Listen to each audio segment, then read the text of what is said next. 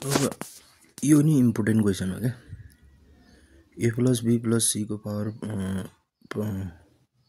पाईको power C भनेछ होइन। अब यसलाई दुईवटा टर्म दिएर क्वेसन सोध्छ क्या, ग्रुप सी को क्वेसन हो। के हुन्छ त भन्दा प्रायः मैले यो लेखिदिएको छु, यो लेखेकोहरू हेर्नु, यो लेखेकोहरू त इक्जाममा दिन पऱ्यो, लेख्न परेन है। मैले चाहिँ के भने चाहिँ गिभन टर्म हामीले लेख्ने पऱ्यो है। गिभन टर्म हामीले लेखेर गिभन टर्म यति लेख्यौँ, दुईवटा टर्मको रिलेसन लिएर हामीले निकाल्नु पर्ने हुन्छ। प्रायः क्वेसन ग्रुप सीको क्वेसन प्रायः त्यस्तै हुन्छ सल्भ बाइक। ओ गिभन टर्म हामीले लेख्यौँ, गिभन टर्मको एउटा के टर्म आयो A plus B equals to पाईको पावर सी, त्यस्तै अरू टर्म निकाल्यौँ। हामीले लेफ्ट ह्यान्ड साइड लेख्यौँ है, लेफ्ट ह्यान्ड साइड लेख्यौँ। और लेफ्ट ह्यान्ड साइड र राइट ह्यान्ड साइडको रिलेसन हेर्दाखेरि के छ त, प्लस छोडेर मल्टिपल टर्ममा गइरहेछ क्या, प्लस छोडेर मल्टिपल टर्ममा। अब हामीले फर्मुला यसो विचार गर्नु पऱ्यो, प्लस छोडेर मल्टिपल फर्ममा गइरहेछ अनि हेरी यस्तो फर्ममा छ, फेरि हेरौँ त यस्तो फर्ममा छ। अनि हामीले फर्मुला विचार गर्नु पऱ्यो, फर्मुला विचार गर्दाखेरि के गर्नु पऱ्यो त, ट्रान्सफर्मेसनको फर्मुलाहरू हेर्नु पऱ्यो। ट्रान्सफर्मेसनको फर्मुलाले के भन्छ त भन्दाखेरि साइन ए र डट साइन बी। तपाईँहरू नि आफै विचार गर्नु त, साइनले जहिले पनि रिलेसन जिगज्याग लिन्छ, कसले रेगुलर लिन्छ क्या, प्रायः रेगुलर लिन्छ ट्रिग्नोमेट्रीको जुनै पनि फर्मुलामा। अब यसमा पनि कस ए प्लस कस बी भन्ने फर्मुला लाग्छ। त्यो भने चाहिँ के हो फर्मुला ट्रान्सफर्मेसनमा, के भन्दाखेरि यो जोड, ट्रान्सफर्मेसन भनेको जोड घटाउ गरेर एउटा नयाँ टर्मको फर्मुला निकाले हुन्छ क्या। ए plus B by 2 dot cos A minus B by 2 यो फर्मुला नि हुन्छ क्या।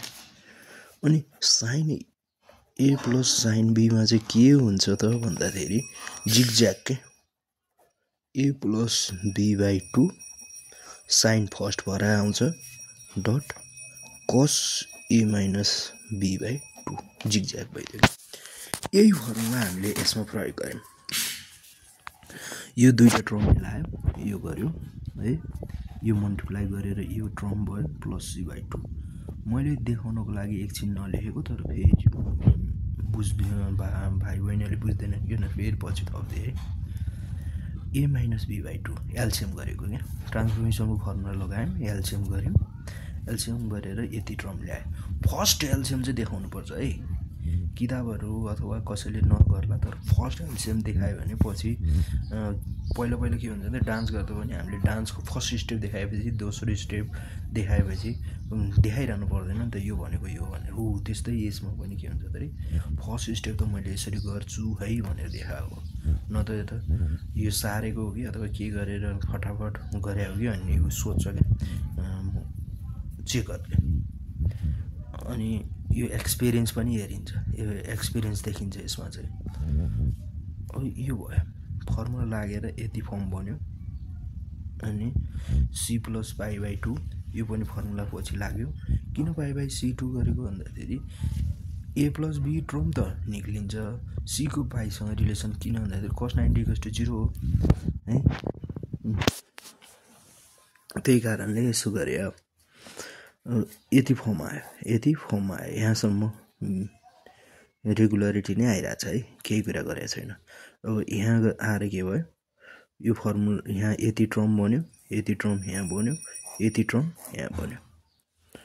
अब मैले के गरेँ त, पाई यो फर्मुलाको कमन ल्याएर यो दुईवटा टर्म बिचमा बस्यो है, कमन ल्याएँ। अब हाम्रो के छ, राइट ह्यान्ड साइडतिर प्रुफ हुने त्यो तर्खरतिर लागिरहेछ है, एउटा नजिक आइसक्यो। अब कस ए माइनस बी, ल कस ए माइनस बी र यसको रिलेसन निकाल्नको लागि एउटै छैन, ए माइनस बी यो पनि फर्मुला हामीले यो लगाएर ट्रान्सफर्मेसनको फर्मुला लगाएर त्यति गऱ्यौँ। अब हामीले गिभनमा छ, गिभनबाट के छ, गिभनबाट ए माइनस बी को टर्म के छ त, ए माइनस बी को टर्म भन्दा नि ए प्लस सी को टर्म चाहिँ के छ, पाईको पावर सी माइनस बी छ। गिवन टर्मबाट हामीले निकालेको यो गिवन टर्मबाट निकालेको है। त्यहाँ पछि यो आयो है। त्यहाँ पछि हामीले के निकाल्यौं पाईको पावर c माइनस b यति आयो 2 कमन ल्यायौं डाइरेक्ट हामीले गर्न पाइयो 2 कमन ल्याए 2 क्यान्सल गर्यो पाईको पावर c माइनस 4 गर्यो। यसरी नै मेन अब यहाँ मिस्टेक चाहिँ के आउँछ त विद्यार्थीले मिस्टेक हेरी आएर गर्छ के जुन फर्मुला त लगाउँछन् बिचारा लगाउन चाहिँ तर के भइदिन्छ हेरी यो माइनस टर्मलाई भुल दिन्छन् के यो चाहिँ विचार गर्नुपर्छ है। माइनस टर्मलाई भुल दिन्छन् अनि बिचारा जानेको क्वेसन पनि 3 मार्क्स जान्छ। इक्जामको दिमाग न हो इक्जाममा अब यस्तो यस्तो कुरोहरु चाहिँ विचार गर्नु पर्यो है त। ल यसरी नै सहयोग गर्नु होला लाइक गर्नुस् फलो गर्नुस् अथवा सब्स्क्राइब गर्नुस्।